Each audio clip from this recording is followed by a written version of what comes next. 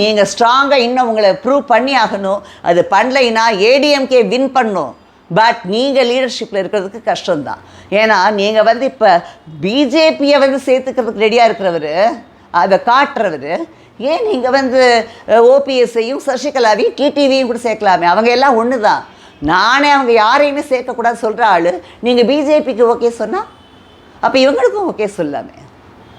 என்ன ஒரு மோசமாக நடந்துகிட்ருக்கீங்க. பார்ட்டியை நல்ல கெத்தாக வச்சுருக்க வேண்டியது உங்கள் கையில் இருக்குது. எவ்வளோ பெரிய பார்ட்டி. உங்களை வந்து நான் எவ்வளோ சப்போர்ட் பண்ணேன்னா வேணும்னே உங்களை வந்து ஷஃபில் பண்ண பார்க்குறாங்க. பார்ட்டியை ஷஃபில் பண்ணுறதுக்காக தான் உங்கள் லீடர்ஷிப் சரியில்லைன்னு 8 தோல்வி 10 தோல்வி 11 தோல்வின்னு ஓபிஎஸ் அவங்க ஆளுங்க இவங்கெல்லாம் பேசுகிறாங்க. என்ன பெரிய தோல்வி? 10 இயர்ஸ் ஆன்டி இன்கம்பரன்சிக்கு அப்புறம் கூட பெரிய ஒரு அப்போசிஷன் பார்ட்டியாக ஸ்ட்ராங்காக வந்துட்டு இன்னும் எல்லாருமே நம்ம சைடில் தான் இருந்து போகலை ஒருத்தருங்கிறப்போ அது ஒன்றும் பெரிய ஒரு வீக்கர் இது கிடையாது.